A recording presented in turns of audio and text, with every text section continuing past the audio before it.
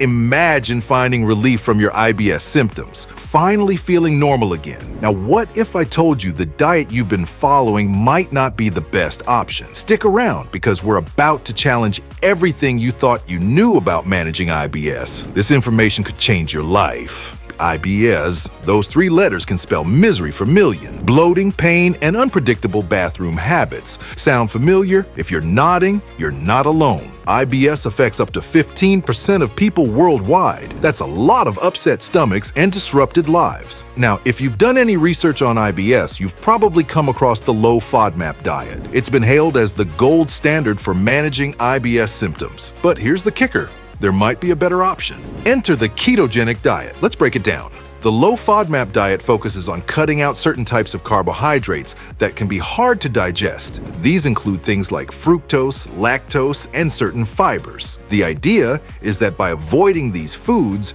you'll reduce gas, bloating, and other IBS symptoms. On the other hand, the ketogenic diet is all about drastically reducing carbs and replacing them with fats. When you do this, your body enters a state called ketosis, where it starts burning fat for fuel instead of carbs. Now you might be thinking, what does burning fat have to do with my gut? Well, that's where things get interesting. A study published in the journal Neurogastroenterology and Motility found something surprising. Patients with IBS who followed a ketogenic diet for 4 weeks saw significant improvements in their symptoms. We're talking about a 75% reduction in abdominal pain and a nearly 50% improvement in quality of life. But here's the real shocker. These results were even better than what's typically seen with the low FODMAP diet. So, why might keto be better for IBS? There are a few theories. First, the ketogenic diet can reduce inflammation in the body. Inflammation is thought to play a role in IBS, so bringing it down could help ease symptoms. When you're in ketosis, your body produces ketones. These molecules have been shown to have anti-inflammatory properties. They can help calm the gut and reduce the severity of IBS symptoms. Second, keto changes the bacteria in your gut. It tends to increase the number of beneficial bacteria while decreasing harmful ones. This shift in your gut microbiome could lead to improvements in IBS symptoms. A healthy gut microbiome is crucial for proper digestion and overall gut health. By promoting the growth of good bacteria, the keto diet might help restore balance to your digestive system. Third, the ketogenic diet often leads to a natural reduction in FODMAP intake. Many high FODMAP foods are also high in carbs, so they're automatically cut out on a keto diet. This means you might be getting some of the benefits of a low FODMAP diet without even trying.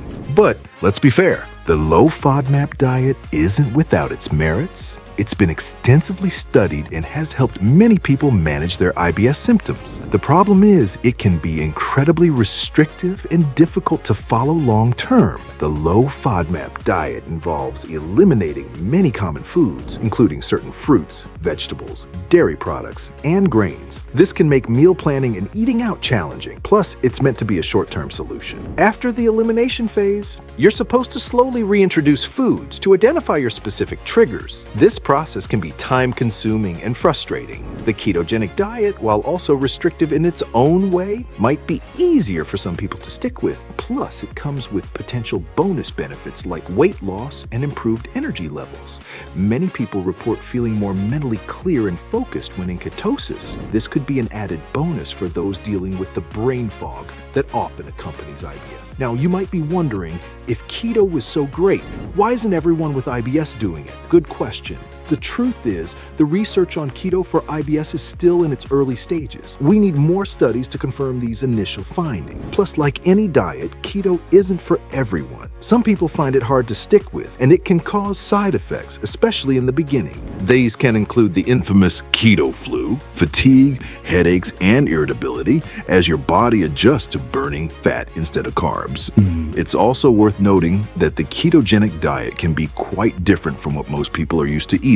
It typically involves consuming about 70 to 80% of your calories from fat, 20 to 25% from protein, and only 5 to 10% from carbohydrates. This means saying goodbye to many staple foods like bread, pasta, and most fruits. For some, this drastic change can be challenging. It requires careful planning to ensure you're getting all the nutrients your body needs. This is why it's crucial to work with a healthcare professional or registered dietitian if you're considering trying keto for IBS. So, what's the bottom line? Should you ditch your low FODMAP diet and jump on the keto bandwagon? Not necessarily. The best diet for you is the one you can stick with long term that also manages your symptoms. If low FODMAP is working for you, great. But if you're still struggling, it might be worth talking to your doctor about trying a ketogenic approach. Remember, everyone's body is different. What works for one person might not work for another. That's why it's crucial to work with a healthcare provider or registered dietitian when making significant changes to your diet, especially if you have a condition like IBS. Let's talk about how to get started if you're interested in trying the ketogenic diet for IBS. First, it's important to transition slowly. Drastically cutting carbs overnight can shock your system and potentially worsen your symptoms in the short term.